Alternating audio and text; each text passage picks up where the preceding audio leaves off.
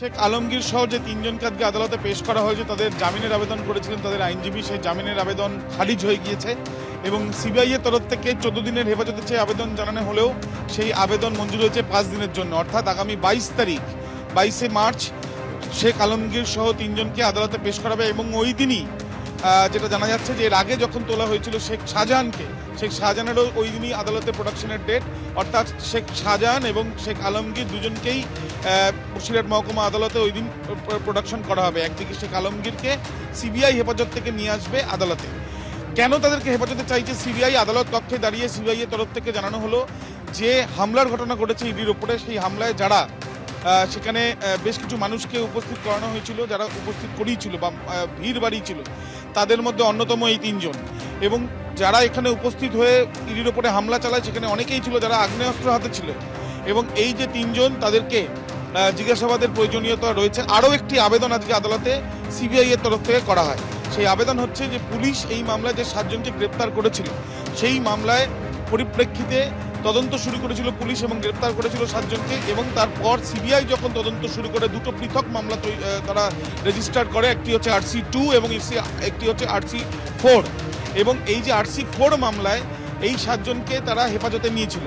কিন্তু তদন্ত যত এগিয়েছে, জিজ্ঞাসাবাদের প্রক্রিয়া যত এগিয়েছে, পারিপার্শ্বিক তথ্য প্রমাণ যত এসছে, বেশ কিছু গুরুত্বপূর্ণ তথ্য প্রমাণ সিবিআইয়ের হাতে এসছে, যার জন্য RC2 অর্থাৎ প্রথম যে মামলাটি, যে মামলা পরিপ্রেক্ষিতে শেখ শাহজাহান গ্রেপ্তার হয়েছে, শেখ আলমগীর গ্রেপ্তার হয়েছে, সেই মামলাতে এই 7 জনকে জিজ্ঞাসাবাদের প্রয়োজনীয়তা রয়েছে। এবং যেহেতু তারা অলরেডি সিবিআই হেফাজতেই রয়েছে, তাই জিজ্ঞাসাবাদের আবেদন তারা আজকে করেছেন অন্য মামলায় জিজ্ঞাসাবাদ করতে চান বলে আদালতে। সেই আবেদনও ইতিমধ্যে মঞ্জুর হয়েছে। আর কিছুক্ষণ পরেই, যেখানে আমরা দাঁড়িয়ে রয়েছি বসিরহাট মহকুমা আদালতে, দিব্যেন্দু সিন্ধুকে বলছি দেখানোর জন্য, এখানে ইতিমধ্যে সেন্ট্রাল ফোর্সের জওয়ানরা পুরোপুরি এই যে গাড়ি করে নিয়ে যাওয়া হবে, সেই গাড়ির সামনে তারা সারিবদ্ধভাবে রয়েছেন। এবং শেখ আলমগীর সহ মাহফুজুর মোল্লা এবং মোট 3 জনকে এখানে নিয়ে যাওয়া হবে। তাৎপর্যপূর্ণ বিষয় হচ্ছে, মাহফুজুর মোল্লার আইনজীবী আজকে আদালত কক্ষে দাঁড়িয়ে তিনি দাবি করেন শেখ শাহজাহানের বাড়ির গৃহশিক্ষক ছিল মাহফুজুর, সে কী করে এই ঘটনার সঙ্গে জড়িত থাকতে পারে। শেখ আলমগীরের আইনজীবীর তরফ থেকে যুক্তি ছিল যে যেভাবে যে প্রক্রিয়ায় ডাকা হয়েছে তাকে গতকাল নিজাম প্যালেসে, এর আগে যখন ডাকা হয়েছিল তখন তিনি আসতে পারেননি তার ব্যক্তিগত কারণে, এবং তিনি মেল মারফত সেটা জানিয়েছিলেন। গতকাল তিনি সহযোগিতা করতে চেয়েছিলেন বলেই তিনি গিয়েছিলেন, কিন্তু তাকে গ্রেপ্তার করে নেওয়া হলো। এবং এই সওয়াল জবাবের পর আদালতের যে অবজারভেশন, আদালতের তরফ থেকে যে অর্ডার দেওয়া হয়েছে ইতিমধ্যে, যে নির্দেশ, এবার 5 দিন সিবিআই হেফাজতে যে প্রশ্নগুলোর উত্তর সিবিআই খুঁজতে চাইছে, কার বা কাদের প্রশ্রয়ে শেখ শাহজাহান এতদিন অধরা ছিলেন এবং এতদিন আত্মগোপন করেছিলেন, সেই বিষয়ে সেই উত্তরের খোঁজ পাই কিনা অবশ্যই আমাদের নজর থাকবে। কিন্তু শেখ আলমগীর, শেখ শাহজাহানের ভাই শেখ আলমগীর বিভিন্ন সময় কি মন্তব্য করেছিলেন এবিপি আনন্দর ক্যামেরার সামনে, কোথায় শেখ শাহজাহান, কেন তিনি আত্মসমর্পণ করছেন, এই সমস্ত প্রসঙ্গ রাখবো আপনাদের সামনে।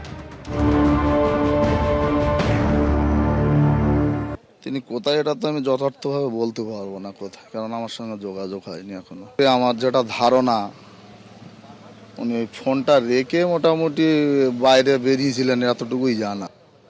আমি তো ছিলাম না, আমার ফ্যামিলিও কেউ ছিল না, বাইরে গিয়েছিল, বাচ্চাদের পরীক্ষা হয়ে যাওয়ার পরে বেড়াতে গিয়েছিল। চেষ্টা করেছি কিন্তু ফোনে যোগাযোগ পাইনি এখনো পর্যন্ত। আশেপাশে থাকতো অন্তত সে একবার আমার সঙ্গে যোগাযোগ করতো। আমরা বাড়িতেই রয়েছি, নিশ্চয়ই এখানে আসতো। এই জন্যে এই কথাটা সে বাড়িতেই আসে বা এলাকায় আসে বলে আমি মনে করছি না। তিনি, আমরা আইনের ঊর্ধ্বে কেউ নয়, অবশ্যই তিনি যত দ্রুত পারুক এটাকে নিষ্পত্তি করুক এবং আইনকে সম্মান জানিয়ে আইনতভাবে আইনি প্রক্রিয়ার উপরে এই জিনিসটার নিষ্পত্তি করা হোক। আত্মসমর্পণ করুন তাই চাইছেন? এখন আমি এখনো পর্যন্ত কোর্ট তাকে দোষী সাব্যস্ত করেনি, অর্থাৎ আমিও তাকে দোষী সাব্যস্ত করতে পারছি না।